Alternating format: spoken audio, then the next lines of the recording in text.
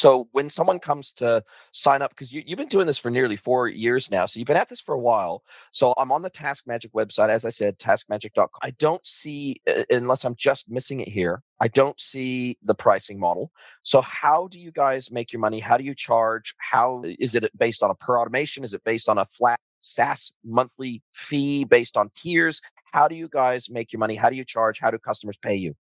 So it started off, we haven't been doing the V1 Inc. is the corporate umbrella to this company. And it started off as like an app builder, like a web app builder. And then we learned earlier this year, it's just earlier this year that like we started adding automations and workflows to the things that people wanted. And then we started learning that a lot of people were more concentrated, wanted more work on the automations and workflows. They just didn't know what they wanted necessarily. So we started helping them.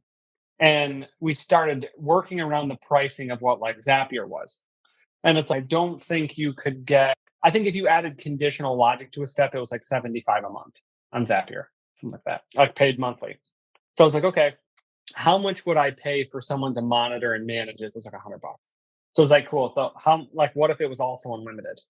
So it started off where we were doing $200 a month, where we would build it, take care of it for you, monitor and manage it. And so every time the alerts would you'd get an alert, but we would take care of it. And then we fix that thing, re-record it for you and keep going. So we were like, all right, so we'll do that. It's $199 a month. And then, so I think we were thinking about some usage-based pricing where we were going to go, okay, cool. What about we just add 4 hours? So our thing isn't task-based, it's hours-based because we're like running this recording. How many times it's running? Did it take 3 minutes? That's 3 minutes you don't have to do. And then we started organizing pricing around, would a consumer use this? How serious are people signing up for 20 or $30 versus $200 or $300 and like trying it out? So why we don't have pricing on the website, it's because we're still in the cold outreach stage where I think you can go and sign up for the freemium account. I do don't remember. I do believe so. But like right now, we've just been cold outreaching and referral based. So it's just been referrals right now. Paid customers are paying $200 a month is our average plan. And that was unlimited. And I think we're still doing it unlimited. But in the next month or two, we will be, as you do, like we're going up to $500 for the unlimited plan, but you can also add teammates for $100 a seat. But the $200 a month plan will be 40 hours. So essentially, we're equating it to the hours you would save in a month. So it's like you're saving a week of your time or someone's time, your EA time, your VA time, like a week and a month. What is that worth to you? So if I could save you a week, which is 40 hours of work that you wouldn't normally have, that you wouldn't otherwise have to do if we run this. And then I thought, all right, but we're not getting consumer facing people, right? So our entry level price right now at the moment is $200, $200 a month. Yep. And you can run unlimited tasks, doing whatever. It will eventually be 40 hours. You can run it. So we'll limit it, but we will probably introduce a custom, like a individual consumer facing price at about 20 or $30 a month, where we'll give you 4 hours of runtime. And the reason why we did that, time saved.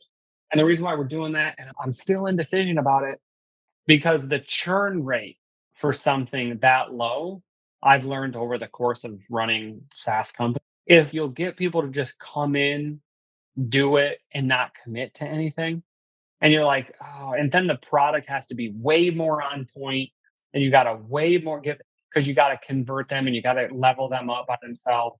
Where $200, $300, $400, $200 to $500 price range a month allows you to grow and maybe build a support person, hire a support person to staff that thing. Yeah, right now our growth has just been us cold outreaching to people and referral based at $200 a month. Then here's secrets on the coal face. And it's, dude, you put pricing on there and then you box outbound salespeople on a corner. Sure. So while you're figuring out pricing, because it's not right now, it's not necessarily a consumer pricing, like a consumer priced product. Like I want to build up that momentum for it to be that. But we've all made something for the consumer, right? And the freemium model, while I do believe you are ultimately right, Jason, I really do. And I'm going to do it. But like right now, when you're like growing, you don't want to impede it. And most people that gravitate toward free are like the biggest complainers. Does that make sense? Sure. Like Yeah, they it absorb is the what most it time. is. Sure. Yeah. So we don't have the support staff for it. We don't have the frequently asked questions. We don't have the knowledge base article about it. We're just going, here's what works. We have a couple hundreds of customers now, I think. Hundreds. Yeah, it's into the hundreds now. So like hundreds of customers with not a dollar on marketing. Free is marketing driven. So you're like, that's great. So now you got to put money toward marketing versus like sales outreach. But that's even fine and that's still good. You are in your thesis, you're 1000% correct, which is if someone gets a taste for this for 1 hour a month, 58% of them will go up to a $20, $30 plan. They just will. They'll be like, holy crap. Yeah, I need to do that. Absolutely. Now, people on the free, if there's any friction in that process has any question marks, it brings issues. Then those issues, if you don't get to them with proper support staff, escalate to Twitter. Yeah. And you're like, you can't control it.